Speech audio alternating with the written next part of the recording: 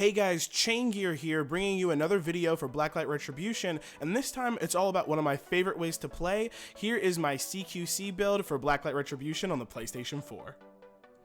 So CQC stands for Close Quarters Combat, and that's one of my favorite ways to play Blacklight Retribution. It's low armor, running around really fast, but most importantly are the guns, of course. So let's get right into the gun builds that I use to play the CQC build.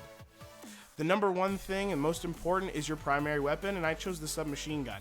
Now, it's one of the most overpowered guns in the game, arguably, but it's also just one of my favorites in general. I like to try around a whole bunch of different builds, and this one, though it's not at max damage, it's got max scope in time. It's at 0.15 seconds, and that really helps when in close quarters. So these are the final statistics on my gun. You guys can see the damage, the fire rate, ammo, and such, but besides the actual full build, let's go through all the different pieces in the actual build for my submachine gun.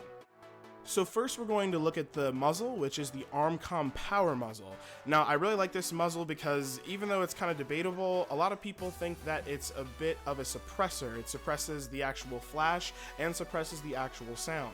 Now, I'm not actually sure if that's true or not. I'll probably do some testing about that later, but in general, I really like the way the muzzle looks, and it's one of the muzzles with the max damage. There's only 3 muzzles in the game that give you max damage, and this is one of them. If it's correct that it actually suppresses sound and light, that really helps, and that's one of the main reasons I use it. So you can use a different one if you'd like, but I like to be as silent as possible, but still have some pretty good damage, so I chose the ArmCom power muzzle.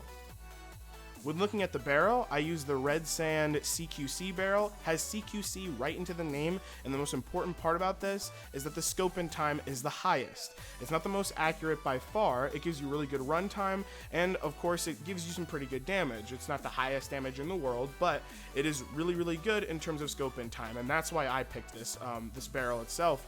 In terms of the actual spread of the gun, yeah, it's not that great, but I don't normally worry too much about that when we talk about CQC builds. Next, we're looking at the sight for the gun, and I chose the Lightsky red dot sight. Now, it's a 1.3 times zoom, and I really like that because it's low, and the lower it is, the better it is when we're talking about CQC. Now, there are some other scopes you could have used, like for example, the ArmCom CQC scope, again, has CQC right in the name, or the Lightsky reflex sight, but I choose the red dot sight mainly because there's nothing else in the way when you're looking through it. As you can see on the actual selection screen on the left-hand side, you can see what it looks like when you're scoped down. It's just one little red dot. And that one little red dot is all I need to be able to see my target and get the headshot if needed. And so that's really helpful for me. Everywhere else, it's nice and clear. I can see everything else going on, where the reflex sight has that giant green circle around it, and the ArmCom CQC scope also has a circle around it, or a bit of a shape around it. And that's not a huge deal for some people, but for me, I like to keep it simple, so I choose the red dot sight. Next, we're looking at magazines. I choose the extended mag almost every single time. It's just better for me to have more ammo. As you can see, the ammo goes from 30 to 45. That's like actually per magazine, and then total ammo goes up from 120 to 180, and that's a really helpful thing to have when you're rushing around and you don't always have the best aim because you're focused on just running in, getting that kill, and getting to the objective. And that's normally how I play CQC. Normally I play during objective-based games, especially like King of the Hill, so I'm just running around trying to get to the objective, and aim's not always on my mind, so I like to have that extended mag, just making sure I have more bullets than the other opponent. Next is the actual ammo type. Now, this is kind of up to you, but I always use standard rounds. I never really use any other type of ammo.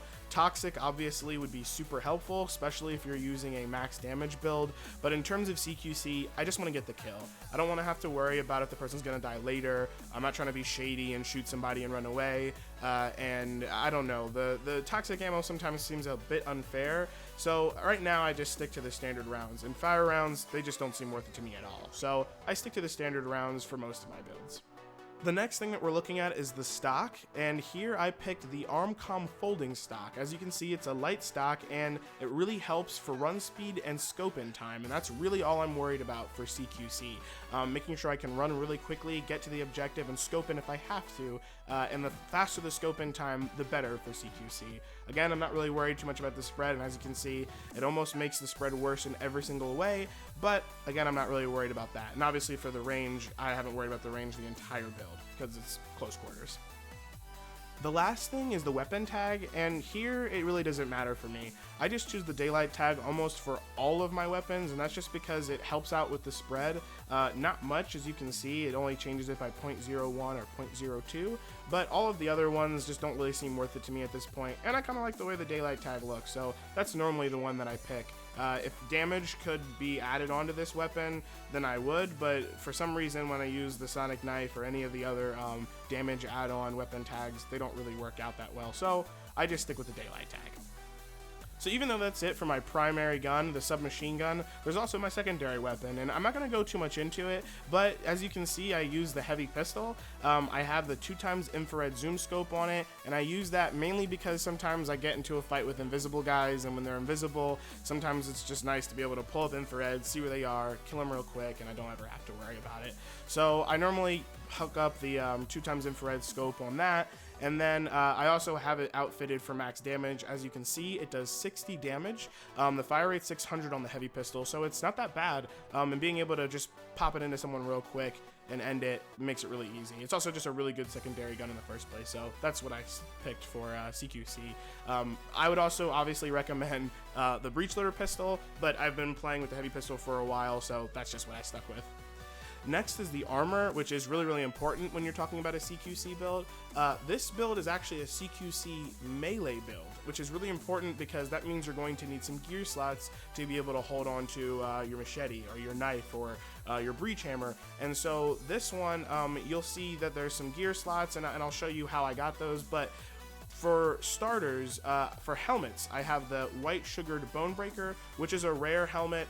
It's not one of the normal helmets. I think you had to get it through some sort of activity or event that they had about maybe a year ago or a couple months ago. I'm not really sure. I don't remember. But I love this helmet. It looks really, really cool. And the stamina and run, I believe, are the highest of the helmets. And the recharge rate is pretty good as well. So that's why I picked this one. Looks cool, and it's got good stats on it. Next is the ArmCom Break Guard chest plate, which is obviously used for my torso, and I really like this mainly because it looks cool, but also because it's got some pretty good stamina.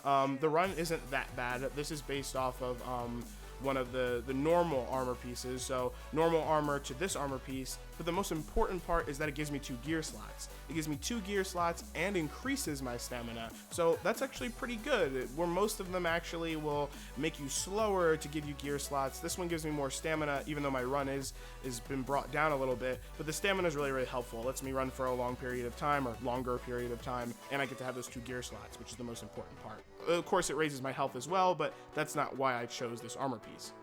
The last part for my armor is the leg armor, and I chose the Speed Demon simply because it's the fastest legs that you can get in the game, fastest leg armor that you can get in the game, and it increases your stamina, it increases your run by a lot. So I picked those. It doesn't give me any gear slots, it gives me 0, so unfortunately that drops off and the health drops off as well, but it's completely worth it for the speed that you get. And talking about those gear slots, next we look at the actual gear, and the first gear that I always hook up for when I'm doing a melee build, whether it's CQC or not, is the machete. The machete will kill almost every average player running with 200 HP or lower because the damage is 200. It also has a pretty big range, which is 3.8. So you have a pretty nice lunge that you can do when you're trying to actually swipe the machete. I believe in the gameplay footage, I use the machete a couple times, so you'll be able to see it. If not, I apologize, but this is what I normally use for my CQC melee build. Next, we have the Breach Hammer, and I always have this on for my melee builds, and that's just because it's an insta one-hit kill every single time. The damage is 250, and that's the max amount of health that someone can have in Blacklight Retribution, which means if I hit the guy, I know that they're going to go down. And that's really, really helpful in this game, just to make sure I know someone's going to go down, especially if I know the person's heavy and it's going to be difficult. So the Breach Hammer is what I carry also for melee builds.